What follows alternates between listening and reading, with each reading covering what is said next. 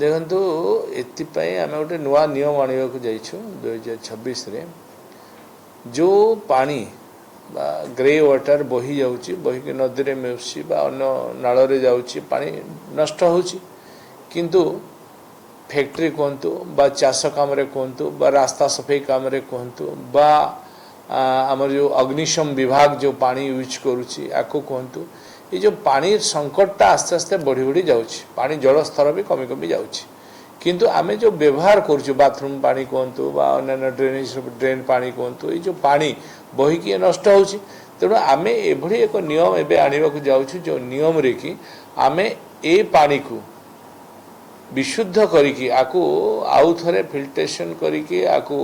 प्रक्रियाकरण करिकी आकु पुणी आमे रीयूज कर परिबा विभिन्न क्षेत्र रे जो मु कहली चाष क्षेत्र रे आमे आकु लगाई परिबा एवं से पानी को आमे सब्सिडाइज वे रे तांको देई परिबा चासी मान को आमे फैक्ट्री को देई परिबा फैक्ट्री को भी आमे सब्सिडी देई परिबा तेणु ये प्रकार एक नियम आनिकी आमे ये पानी को रीयूज करवा एवं आपको विशुद्ध करिकी पानी को विशुद्ध करिकी लोकों को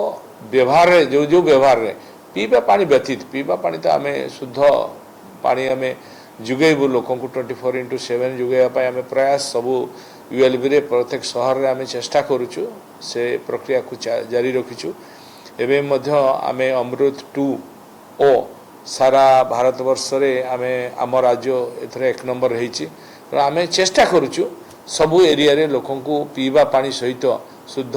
पानीय जल 24/7 केमती जुगेबा जोटे हेइची जोटे हेइ नै ताकू करिबा आउ ड्रिंक फ्रॉम टैप किसी जगह रे मध्य आमे भलो जोटे आवश्यकता अछि बड़ बड़ सिटी रे ताकू जुगेबा एवं विभिन्न पुष्करणी जोटी पानी जल स्तर कमी कमी जाउछि आमे एबे करिछु पुनरुद्धार करिबा विभिन्न पुष्करणी जो सहर मानकर थिला बंद हो जाइथिला ताकू आमे पुणी आउ थरे उद्धार करिबे एवं तार ब्यूटिफिकेशन खाली पुनरुद्धार न रिनोवेशन एंड ब्यूटिफिकेशन बोथ आमे ताकू करिबु तो जल स्तर मेंटेन करिया पई एवं जोठी नाळ बा ह्रद बा नदी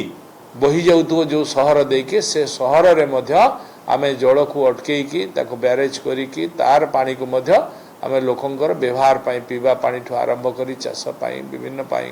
कल कारखाना पाई मध्य यूज करिया पाई ये मध्य एक प्रयास आमे जारी करूछु आरंभ करूछु एवं तार ब्यूटिफिकेशन लोक सिटी केमते टूरिज्म अट्रैक्शन हबो टूरिज्म रो बढ़िबो लोकंकर रोजगार केमते बढ़िबो आ पाई मध्य आमे प्रयास आरंभ करूछु तेणु निश्चित भाव में ये एक सफलतम पदक्षेप हम बोली सरकार माननीय मुख्यमंत्री मोहन चरण माझी आपरे गुरुत्व देइछन्ति तेणु आमे आकु जो करूछु ये लोकंकर उपयोगी हो।